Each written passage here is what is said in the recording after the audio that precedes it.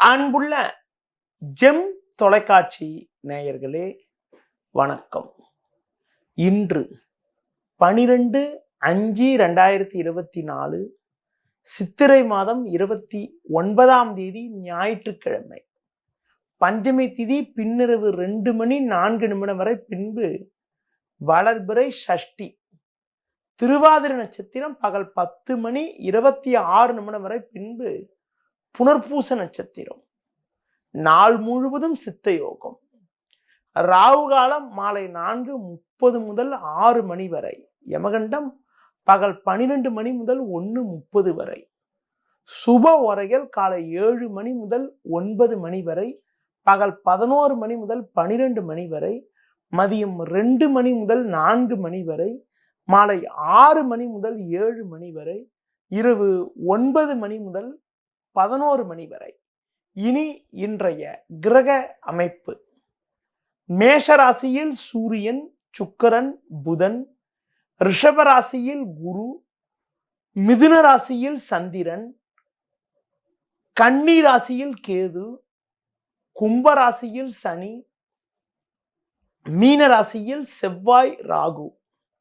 இனி இன்றைய ராசி பலன்.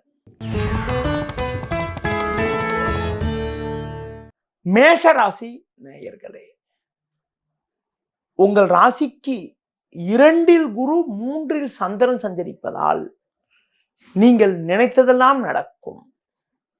நல்ல வாய்ப்புகள் உங்களுக்கு கிடைக்கும். ஜென்ம ராசியில் புதன், சுக்கிரன் ஆகிய கிரகங்கள் சஞ்சாரம் செய்வதால் ஒரு வளமான பலன்களை பெறுவீர்கள். உங்கள் செயல்களுக்கு நல்ல ஆதரவு கிடைக்கும். தொழில் வியாபாரத்தில் நல்ல லாபத்தை ஈட்டக்கூடிய ஒரு வாய்ப்புகள் உண்டு. வேலையாட்கள் ஒத்துழைப்பு மிக மிக சிறப்பாக இருக்கும். உத்தியோகத்தில் இருப்பவர்களுக்கு பணியில் சிறப்பாக செயல்பட்டு அதிகாரியிடம் நல்ல பேர் எடுக்கக்கூடிய ஒரு வாய்ப்புகள் உங்களுக்கு உண்டு. அடுத்து குறிப்பாக பயணங்கள் மூலமாக ஒரு சில வளமான பலன்களை அடையக்கூடிய ஒரு வாய்ப்புகள் உங்களுக்கு உண்டு. குடும்பத்தில் தடைப்பட்ட சுபகாரியங்கள் கைகூடி மகிழ்ச்சி ஏற்படும்.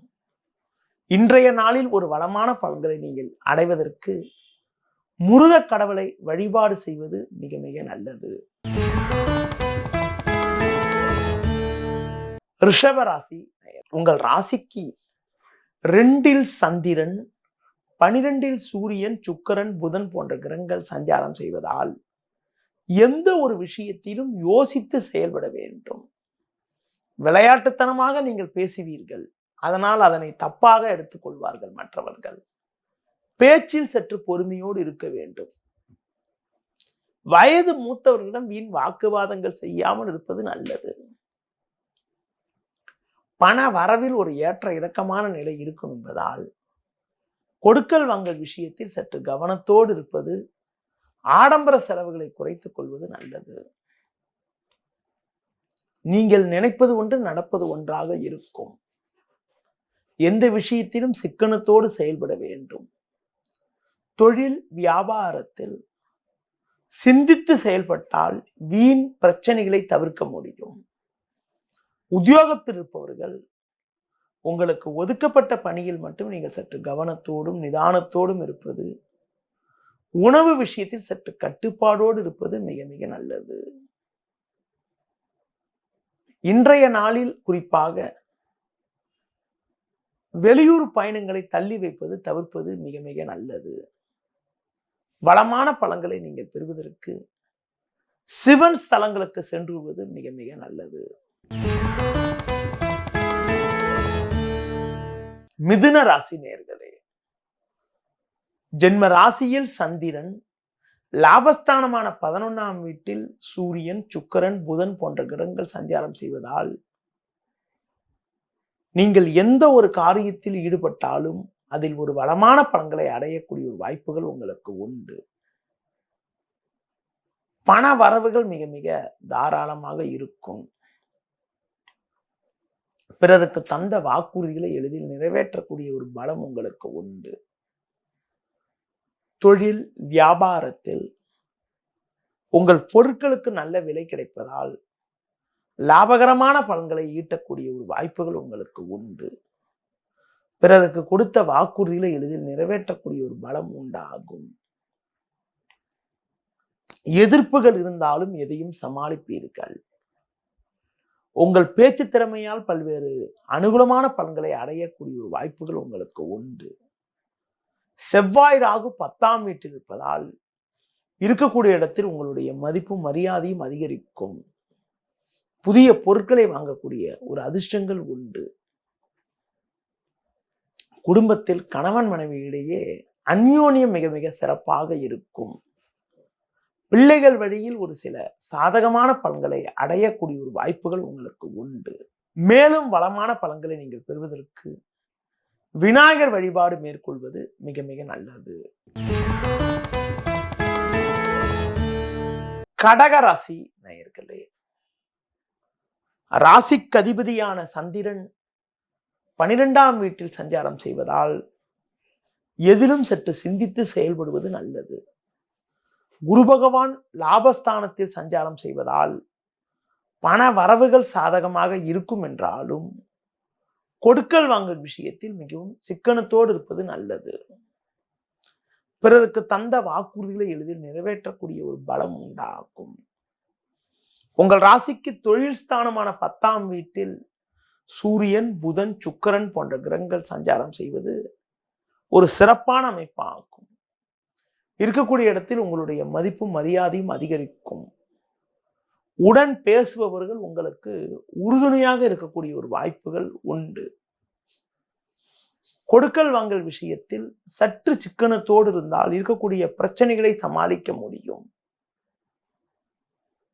தொழில் ரீதியாக பார்க்கின்ற பொழுது ஒவ்வொரு விஷயத்திலும் நீங்கள் சற்று கவனத்தோடு செயல்பட்டால் போட்ட முதலை எடுக்கக்கூடிய ஒரு வாய்ப்புகள் உங்களுக்கு உண்டு. பொதுவாக ஆரோக்கியத்தில் அக்கறை எடுத்துக்கொள்வது, உணவு விஷயத்தில் சற்று கட்டுப்பாடோடு இருப்பது மிக மிக நல்லது. இன்றைய நாளில் ஒரு வளமான பலன்களை நீங்கள் பெறுவதற்கு பெருமாள் வழிபாடு மேற்கொள்வது மிகவும் நல்லது. சிம்ம ராசி நேயர்களே, சூரியனின் ஆதிக்கத்தில் பிறந்த உங்களுக்கு ராசிக்கதிபதி சூரியன், புதன், சுக்கிரன் சேர்க்கை பெற்று பாக்கியஸ்தானமான 9ஆம் வீட்டில் சஞ்சாரம் செய்வது ஒரு சிறப்பான அமைப்பாகும். உங்களது செல்வம், செல்வாக்கு, பெயர், புகழ் மேலோங்கக்கூடிய ஒரு நாட்களாக இன்றைய நாள் இருக்கும். பிறருக்கு தந்த வாக்குறுதிகளை எளிதில் நிறைவேற்றக்கூடிய ஒரு பலம், வலிமை உங்களுக்கு உண்டு. உங்கள் ராசிக்கு லாபஸ்தானமான 11ஆம் வீட்டில் சந்திரனானவர் சஞ்சரிப்பதால் நீங்கள் எதையும் சமாளித்து ஒரு வளமான பலன்களை அடையக்கூடிய ஒரு அதிர்ஷ்டங்கள் உங்களுக்கு உண்டு. தொழில் ரீதியாக பார்க்கின்ற பொழுது புதிய யுக்திகளை பயன்படுத்தி அடைய வேண்டிய இலக்கை அடையக்கூடிய ஒரு பலம் உங்களுக்கு உண்டாகும். உங்களது முன்கோபத்தை சற்று குறைத்துக் கொள்வது, வண்டி வாகனங்களில் செல்கின்ற பொழுது சற்று நிதானத்தோடு செல்வது மிக மிக நல்லது. மேலும் வளமான பலன்களை நீங்கள் அடைவதற்கு துர்க்கை அம்மனுக்கு தீபம் ஏற்றுவது மிக மிக நல்லது. கன்னி ராசி நேயர்களே, உங்கள் ராசிக்கு தொழில் ஸ்தானமான 10ஆம் வீட்டில் சந்திரனானவர் வலுவாக அமைய பெற்று குரு பார்வை ஜென்ம ராசிக்கு இருப்பது நல்ல அமைப்பாகும். உங்கள் ராசிக்கு 6இல் சனி சஞ்சரிப்பதால் எதையும் எதிர்கொள்ளக்கூடிய ஒரு பலம், திறமை உங்களிடம் இருக்கும். பண வரவுகள் மிக மிக சிறப்பாக இருக்கும். பிறருக்கு தந்த வாக்குறுதிகளை எளிதில் நிறைவேற்றக்கூடிய ஒரு பலம் உங்களுக்கு உண்டு. இருக்கக்கூடிய இடத்தில் உங்களுடைய மதிப்பும் மரியாதையும் அதிகரிக்கும். சூரியனானவர் 8இல் சஞ்சரிப்பதால் நெருங்கியவர்களை சற்று அனுசரித்து செல்வது நல்லது. தொழில் ரீதியாக பார்க்கின்ற பொழுது ஒரு நல்ல ஒரு வளர்ச்சியினை அடையக்கூடிய ஒரு வாய்ப்புகள் உங்களுக்கு உண்டு. வேலையாட்கள் ஒத்துழைப்பு மிக மிக சிறப்பாக இருக்கும். உடல் ஆரோக்கியமானது சிறப்பாக இருப்பதால் நல்ல ஒரு வளர்ச்சியினை நீங்கள் அடையக்கூடிய ஒரு வாய்ப்புகள் உங்களுக்கு உண்டு. குறிப்பாக இன்றைய நாளில் பொறுமையை கடைபிடித்தால் ஒரு வளமான பலன்களை அடையலாம். மேலும் வளமான பலன்களை நீங்கள் அடைவதற்கு லட்சுமி நரசிம்மரை வழிபாடு செய்வது மிக மிக நல்லது. துலா ராசி நேயர்களே, ராசிக்கு அதிபதியான சுக்கிரன் புதன் சேர்க்கை பெற்று 7ஆம் வீட்டில் சஞ்சரிப்பதும், ருணரோகஸ்தானம் என வர்ணிக்கப்படக்கூடிய 6ஆம் வீட்டில் செவ்வாய் ராகு சஞ்சரிப்பதும் நல்ல அமைப்பாகும். உங்கள் பலத்தை அதிகரிக்கக்கூடிய ஒரு அமைப்பாகும். பாக்கியஸ்தானமான 9ஆம் வீட்டில் சந்திரனவர் சஞ்சரிப்பதால் உங்களுக்கு இருந்த பிரச்சனைகள், நெருக்கடிகள் எல்லாம் ஓரளவுக்கு குறையக்கூடிய ஒரு வாய்ப்புகள் உண்டு. குடும்ப உறுப்பினர்களுடைய ஆதரவானது மிக மிக சிறப்பாக இருக்கும். தொழில் வியாபாரத்தில் ஒரு நல்ல வாய்ப்பினை அடையக்கூடிய ஒரு வாய்ப்புகள் உண்டு. புதிய வாய்ப்புகள் உங்களுக்கு கிடைக்கும். வேலையாட்கள் ஒத்துழைப்பு சிறப்பாக இருப்பதால் எடுத்த ஆர்டர்களை குறித்த நேரத்தில் டெலிவரி செய்யக்கூடிய ஒரு பலம் உங்களுக்கு உண்டு. பொதுவாக ஒரு பொதுநல காரியத்தில் நீங்கள் ஈடுபடக்கூடிய ஒரு வாய்ப்புகள் கூட உங்களுக்கு இருக்கிறது. உங்கள் பேச்சுக்கு இருக்கக்கூடிய இடத்தில் ஒரு மதிப்பு மரியாதையும் இருக்கும். மேலும் வளமான பலன்களை நீங்கள் அடைவதற்கு விநாயகர் பெருமானுக்கு சூரத்தேங்காய் உடைப்பது மிக மிக நல்லது. விருச்சிக ராசி நேயர்களே, உங்கள் ராசியை குரு பார்வை செய்வது ஒரு நல்ல அமைப்பு என்றாலும், உங்கள் ராசிக்கு 8ஆம் வீட்டில் சந்திரனானவர் சஞ்சாரம் செய்வது சாதகமற்ற அமைப்பாகும். சந்திரன் 8இல் சஞ்சரிப்பது சந்திராசிரமம் ஆகும். இதன் காரணமாக தேவையற்ற நெருக்கடிகள் ஏற்படும். எளிதில் முடிய வேண்டிய காரியங்கள் சற்று தாமதமாகும். பண வரவுகள் மிக மிக சாதகமாக இருந்தாலும் அலைச்சல்கள் தேவையில்லாத வகையில் ஏற்பட்டு மன அமைதி குறைவு உண்டாகும். தொழில் வியாபாரத்தில் நீங்கள் நினைப்பது ஒன்று, நடப்பது ஒன்றாக இருக்கும். அதனால் கிடைக்கும் வாய்ப்புகளை தற்போது பயன்படுத்திக் கொள்வது மிக மிக நல்லது. உடல் ஆரோக்கியமானது சிறப்பாக இருப்பதால் எதிலும் சுறுசுறுப்பாக செயல்படுவீர்கள். மேலும் வளமான பலன்களை நீங்கள் அடைவதற்கு குறிப்பாக பெருமாள் ஸ்தலங்களுக்கு சென்று வருவது, பெண் தெய்வங்களை வழிபாடு செய்வது மிக மிக அனுகூல பலனை உங்களுக்கு தரும். தனுசு ராசி நேயர்களே, உங்கள் ராசிக்கு சமசப்தமஸ்தானமான 7ஆம் வீட்டில் சந்திரனானவர் சிறப்பாக அமைய பெற்று 5இல் புதன் சுக்கிரன் சஞ்சரிப்பதால் உங்களுடைய செல்வம், செல்வாக்கு, பெயர், புகழ் மேலோங்கக்கூடிய ஒரு இனிய நாளாக இன்றைய நாள் இருக்கும்.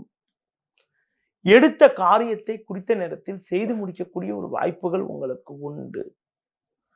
தொழில் ரீதியாக பார்க்கின்ற பொழுது ஒரு நல்ல ஒரு வளர்ச்சியினை அடையக்கூடிய ஒரு அதிர்ஷ்டங்கள் உங்களுக்கு உண்டாகும். அடுத்து வேலையாட்கள் ஒத்துழைப்பு மிக மிக சிறப்பாக இருக்கும். உறவினர்கள் மூலமாக ஒரு சில ஆதாயங்களை பெறக்கூடிய ஒரு வாய்ப்புகள் உங்களுக்கு உண்டு. குறிப்பாக உங்கள் பேச்சுக்கு சமுதாயத்தில் ஒரு நல்ல மதிப்பு மரியாதை இருக்கும். இதன் காரணமாக ஒரு கௌரவமான நிலையினை நீங்கள் அடையக்கூடிய ஒரு வாய்ப்புகள் இன்றைய நாளில் உண்டு. மேலும் வளமான பலன்களை இன்றைய நாளில் நீங்கள் பெறுவதற்கு உடல் ஊனமுற்றவர்களுக்கு உங்களால் முடிந்த உதவிகளை செய்வது மிக மிக சிறப்பான பலனை உங்களுக்கு தரும். மகர ராசி நேயர்களே, உங்கள் ராசிக்கு ருணரோகஸ்தானம் என வர்ணிக்கப்படக்கூடிய 6ஆம் வீட்டில் சந்திரனும், முயற்சி ஸ்தானமான 3ஆம் வீட்டில் செவ்வாய் ராகுவும் சஞ்சரிப்பது ஒரு நல்ல ஒரு வளர்ச்சியினை ஏற்படுத்தக்கூடிய அமைப்பாகும். அது மட்டும் இல்லாமல் எதிலும் தைரியத்தோடு செயல்படுவீர்கள். எந்த எதிர்ப்பையும் சமாளிக்கக்கூடிய ஒரு பலமும் வலிமையும் உங்களுக்கு உண்டாகும். தொழில் ரீதியாக பார்க்கின்ற பொழுது ஒரு நல்ல வளர்ச்சியினை அடையக்கூடிய ஒரு வாய்ப்புகள் உண்டு. வேலையாட்களை சற்று அனுசரித்து செல்வது நல்லது.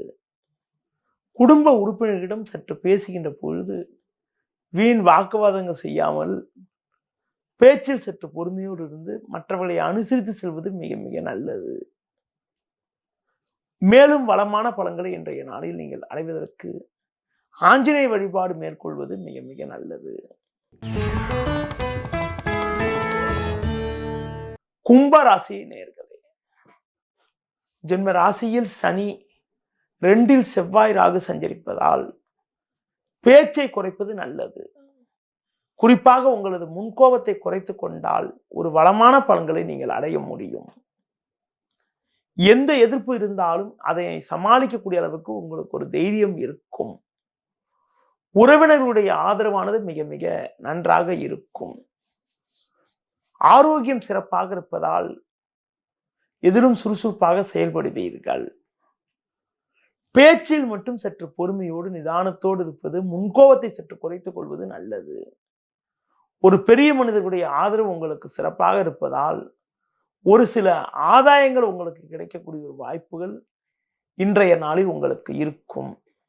மேலும் வளமான பலன்களை நீங்கள் பெறுவதற்கு முருக வழிபாடு மேற்கொள்வது மிக மிக நல்லது. மீன ராசி நேயர்களே, ஜென்ம ராசியில் செவ்வாய் ராகு 2ல் சூரியன் சுக்கிரன் புதன் போன்ற கிரகங்கள் சஞ்சாரம் செய்வதால் உங்களது முன்கோபத்தை சற்று குறைத்து கொண்டு எதிலும் சற்று பொறுமையோடு நிதானத்தோடு இருப்பது நல்லது. பண வரவில் ஒரு ஏற்ற இறக்கமான நிலை இருக்கும். பிறருக்கு தந்த வாக்குறுதிகளை நிறைவேற்றுவதில் தேவையில்லாத தடைகள் ஏற்படும். எந்த ஒரு விஷயத்திலும் சிந்தித்து நிதானித்து பொறுமையோடு செயல்படுவது நல்லது. பேச்சால் வீண் பிரச்சனைகள் உண்டாகலாம். தொழில் வியாபாரத்தில் வேலையாட்கள் ஒத்துழைப்பு மிக மிக சாதகமாக இருக்காது. ஒரு சில நேரங்களில் நீங்களே நேரடியாக சில விஷயத்தில் செயல்பட்டால்தான் இருக்கக்கூடிய பிரச்சனைகளை சமாளிக்க முடியும். பொதுவாக புதிய ஆர்டர்கள் கிடைக்கின்ற பொழுது விட்டு கொடுத்து சென்றால்தான் ஒரு சில அனுகூலங்களை நீங்கள் அடைய முடியும். தேவையில்லாத அலைச்சல்கள், வண்டி வாகனங்கள் மூலமாக வீண் செலவுகள் கூட ஏற்படக்கூடிய ஒரு நாளாக இன்றைய நாள் இருக்கும். எந்த ஒரு விஷயத்திலும் யோசித்து செயல்பட்டால் ஒரு சில வளமான பலன்களை அடையலாம். இன்றைய நாளில் ஒரு முன்னேற்றத்தை நீங்கள் அடைவதற்கு மகாலட்சுமி வழிபாடு மேற்கொள்வது மிக மிக நல்லது. நேயர்களே, இதுவரை இன்றைய ராசி பலனை கூறினேன். இனி ஜோதிட தகவல். ஜோதிட தகவல்ல தசா புக்தி என்றால் என்ன, அது எப்படிப்பட்ட நிலையில் ஒரு நல்ல பலனை உங்களுக்கு தரும் என்பதனை பற்றி ஒரு சில குறிப்புகள் கூற உள்ளேன். ஜாதகத்துல பலன் சொல்கின்ற பொழுது, அதாவது உங்ககிட்ட இந்த டிவியில பேசுறது, யூடியூப்ல பேசுறதெல்லாம் ஒரு பொதுவான பலன்கள். ஒருத்தருடைய தனிப்பட்ட ஜாதக பலனை எடுத்து பார்க்கணும்னா அவங்க பிறந்த அன்னைக்கு இருக்கக்கூடிய கிரக அமைப்பை கொண்டு ஒரு ஜாதகம் ஒன்று கணிப்போம். அந்த ஜாதகம் கணிச்சா அந்த ஜாதகத்துல சில கணிதங்கள் இருக்கும். அதுல ஒரு முக்கியமான ஒண்ணுதான் திசாபுத்தி பலன்கள்னு சொல்றது. அதாவது திசாபுத்தி பலன்கள் என்பது நடைமுறையில் நம்ம தமிழ்நாட்டில் இருக்கிறது 120 வருட தசாபுத்தி பலன்கள், விம்சோத்தரி தசாபுத்தி பலன்கள் என்று கூறுவோம். இந்த பழக்கம்தான் நடைமுறையில இருக்குது. அதாவது ஒருத்தர் பிறந்த நேரத்துல சந்திரன் எந்த நட்சத்திரத்தில் இருக்காரோ அந்த நட்சத்திரத்துக்கு அதிபதியாக எந்த கிரகம் இருக்கோ அந்த கிரகத்தோட திசை தான் முதல் திசையா நடக்கும். குறிப்பாக உங்களுக்கு பார்த்தோமானால் ஒருத்தர் அஸ்வினி மகம் மூலத்தில் பிறந்தால் இந்த 3 நட்சத்திரத்துக்கும் அதிபதி கேது. அதன் காரணமாக இந்த 3 நட்சத்திரம் பிறந்தவங்களுக்கு முதல் திசையாக கேது திசை நடக்கும். அடுத்து பரணி பூராடம் பூரம் ஆகிய 3 நட்சத்திரம் பிறந்தவங்க முதல் திசையா சுக்கிர திசை நடக்கும். அது 20 வருஷம் நடக்கும். அடுத்து கிருத்திகை உத்திரம் உத்திராடம் ஆகிய 3 நட்சத்திரத்துக்கு அதிபதி சூரியன். முதல் திசையாக சூரிய திசை நடக்கும். சூரிய திசையுடைய மொத்த காலம் உங்களுக்கு 6 வருடம். அடுத்து ரோகிணி அஸ்தம் திருவோணம் இந்த 3 நட்சத்திரம் பார்த்தீங்கன்னா சந்திரன நட்சத்திரம். இந்த 3 நட்சத்திரம் பிறந்தவங்களுக்கு முதல் திசையாக சந்திர திசை நடக்கும். சந்திர திசை 10 வருடங்கள் நடக்கும் பொதுவாக. அடுத்து பார்த்தீங்கன்னா செவ்வாவோட நட்சத்திரம் சொல்லக்கூடிய மிருகசீஷம், உங்களுக்கு வந்து சித்திரை அவிட்டம் ஆகிய 3 நட்சத்திரம் பிறந்தவங்களுக்கு முதல் திசையாக செவ்வாய் திசை நடக்கும். அடுத்து ராகுவோட நட்சத்திரம் சொல்லக்கூடிய திருவாதிரை, சுவாதி, சதயம் ஆகிய நட்சத்திரம் பிறந்தது வந்து ராகுவோட நட்சத்திரம் ஆகும். இந்த நட்சத்திரம் பிறந்தவங்களுக்கு முதல் திசையாக ராகு திசை 18 வருஷங்கள் நடக்கும். அடுத்து புனர்பூசம், புரட்டாதி, விசாகம் ஆகிய 3 நட்சத்திரம் வந்து குருவோட நட்சத்திரம். இந்த குருவோட நட்சத்திரம் பிறந்தவங்களுக்கு முதல் திசையாக குரு திசை 16 வருஷம் நடக்கும்.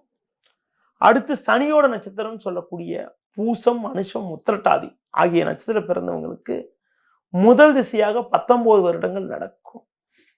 அடுத்து ஆயில்யம், கேட்டை, ரேவதி, அதாவது இந்த 3 நட்சத்திரம் பிறந்தவங்களுக்கு முதல் திசையாக ஆயில நட்சத்திரத்தில் பிறந்தவங்களுக்கும் கேட்டை, ரேவதியில பிறந்தவங்களுக்கும் முதல் திசையாக புதன் திசை நடக்கும்.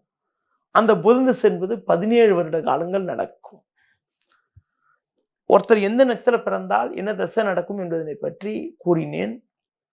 குறிப்பா ஒருத்தர் ஜாதகத்துல ஒரு திசை நடக்குதுன்னா அந்த திசை வந்து பார்த்தீங்கன்றால் சுழற்சி முறையில நடக்கும். மொத்தத்துல 120 வருடம். எல்லாருக்கும் வந்து எல்லா திசையும் வந்துடாது. ஒரு சிலருக்கு 5-6 திசை நடக்கும், ஒரு சிலருக்கு 4 திசை நடக்கும். அது மாதிரி ஒருத்தர் வாழக்கூடிய நாட்களை பொறுத்து இருக்குது. ஒருத்தர் என்ன நட்சத்திரம் பிறந்தாரோ அந்த நட்சத்திரத்துக்கு அதிபதியோட திசை முதல் திசையா நடக்கும். அந்த நட்சத்திரத்துடைய மொத்த காலத்துல இவங்க பிறக்கிற நேரத்துக்கு பிறந்ததுக்கு அப்புறம் இருக்கக்கூடிய நேரத்தை வந்து இது இருப்புன்னு கணக்கு பண்ணுவோம். அஸ்வினியில பிறந்தவங்களுக்கு மொத்தமா கேதுவோட திசை 7 வருஷம் சொன்னாலும் இப்போ வந்து பாத்தீங்கன்னா வந்து ஒரு 50% வந்து அஸ்வினி நட்சத்திரம் ஆரம்பிச்சு போயிடுச்சுன்னா அந்த 7 வந்து அந்த 50%ல வந்து கணக்கு பண்ணி எத்தனை பர்சன்டேஜ் வந்து இந்த நட்சத்திரம் வந்து அவங்க பிறந்ததுக்கு அப்புறம் இருக்கிறது என்பதை கணக்கு பண்ணி திசாபுத்தி இருப்பு போடுவோம். அந்த திசாபுத்தி இருப்பு தான் முதல்ல நடக்கும்.